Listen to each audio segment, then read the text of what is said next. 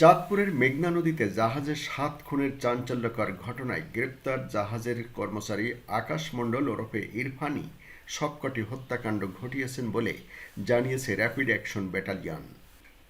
RAB বলছে, প্রাথমিক জিজ্ঞাসাবাদে গ্রেপ্তারকৃত আকাশ মণ্ডল ইরফান জানিয়েছেন, জাহাজের মাস্টারের ওপর থাকা ক্ষোভের কারণে এ হত্যাকাণ্ড ঘটিয়েছেন তিনি। বুধবার কুমিল্লা র্যাব-11 এর মেজর সাকিব হোসেন সাংবাদিকদের একথা জানিয়েছেন।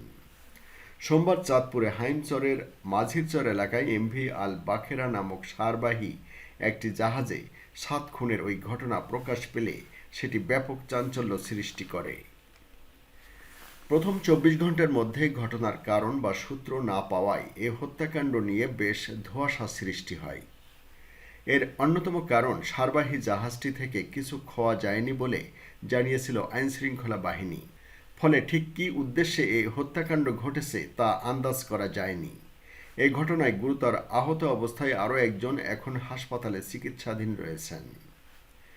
এদিকে এই ঘটনায় মঙ্গলবার রাতে একটি মামলা দায়ের করা হয়েছে এবং বাগেরহাটের চিতলমারী এলাকা থেকে আকাশ মণ্ডল ওরফে ইরফান নামে একজনকে গ্রেপ্তার করে র্যাব। র্যাব জানিয়েছে, আকাশ মণ্ডল ওই জাহাজে একজন লস্কর হিসেবে চাকরি করতেন। আকাশ মণ্ডলের দেওয়া তথ্যের বরাত দিয়ে মেজর সাকিব হোসেন জানিয়েছেন, জাহাজের মাস্টারের ওপর পূর্ব ক্ষোভের কারণেই খাবারের সাথে চেতনানাশক ওষুধ খাইয়ে এ হত্যাকাণ্ড ঘটানো হয়। হত্যাকাণ্ড নিয়ে যা বলছে র্যাব, মেজর সাকিব হোসেন জানিয়েছেন, আকাশের উদ্দেশ্য ছিল জাহাজের মাস্টারকে হত্যা করা এবং হত্যাকাণ্ড সংঘটিত করার পর যখন সে বুঝতে পারে যে সে পালিয়ে গেলে অন্যান্য ক্রুরা তার সম্বন্ধে তথ্য দিয়ে দিবে, তাই আইনশৃঙ্খলা রক্ষাকারী বাহিনীর হাত থেকে রক্ষা পাওয়ার জন্য সে ক্রমান্বয়ে বাকি সদস্যদেরকে হত্যার চেষ্টা করে। গত ২৩শে ডিসেম্বর চাঁদপুরের মেঘনা নদীতে থেমে থাকা ওই জাহাজে চাঞ্চল্যকর ওই ঘটনা ঘটে। পরদিন অর্থাৎ গতকাল মঙ্গলবার গভীর রাতে এ বিষয়ক একটি মামলা দায়ের করা হয়েছে। ঘটনার দিন প্রথমে ওই জাহাজ থেকে ৫ জনের মরদেহ এবং গুরুতর আহত অবস্থায় আরও ৩ জনকে উদ্ধার করা হয়। পরে হাসপাতালে নেওয়ার পর আরও ২ জন মারা যান। এদিকে সংবাদ সম্মেলনের পর র্যাব থেকে একটি সংবাদ বিজ্ঞপ্তিও পাঠানো হয়েছে, যেখানে আকাশ মণ্ডলের ক্ষোভের কারণ বা যুক্তির আরও কিছু বর্ণনা আছে। সংবাদ সম্মেলনে মেজর সাকিব হোসেন জানিয়েছেন, আকাশ মণ্ডল প্রাথমিক জিজ্ঞাসাবাদে র্যাবকে বলেছেন, তিনি প্রায় ৮ মাস যাবৎ ওই জাহাজে চাকরি করছেন, কিন্তু জাহাজের কর্মচারীরা ছুটি ও বেতন বোনাস সময়মতো পেত না এবং বিভিন্ন ধরনের বিল কর্মচারীদের না দিয়ে জাহাজের মাস্টার একাই ভোগ করত। তিনি আরও বলেন যে, জাহাজের মাস্টার সকল কর্মচারীর ওপর বিনা কারণে রাগারাগি করত এবং কারোর ওপর নাখোশ হলে তাকে কোনো বিচার বিবেচনা ছাড়াই জাহাজ থেকে নামিয়ে দিত, এমনকি তাদের বকেয়া বেতনও দিত না।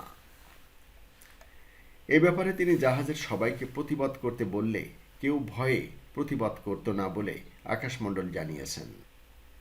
জাহাজের মাস্টারের কথিত এহেন কার্যকলাপের কারণেই আকাশ মণ্ডলের মাঝে প্রচণ্ড ক্ষোভের সৃষ্টি হয় এবং এই ক্ষোভ থেকে তাকে উচিত শিক্ষা দেওয়ার পরিকল্পনা করে বলে জানিয়েছে র্যাব।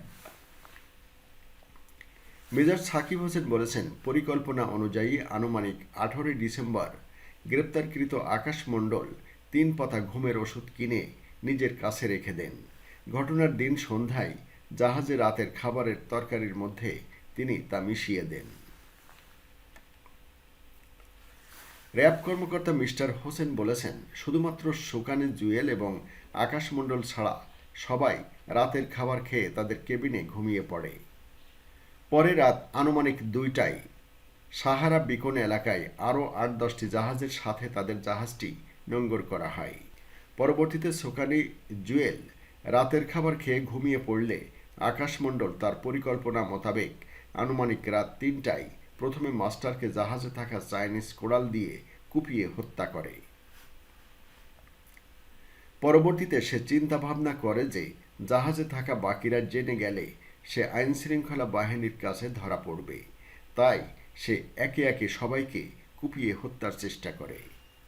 সংবাদ সম্মেলনে র্যাব কর্মকর্তা মিস্টার হোসেন বলেছেন, পরবর্তীতে আনুমানিক ভোর ৫টায় সকল জাহাজ তাদের গন্তব্যের উদ্দেশ্যে ছেড়ে গেলে আকাশ মণ্ডল নিজেই জাহাজ চালাতে থাকে।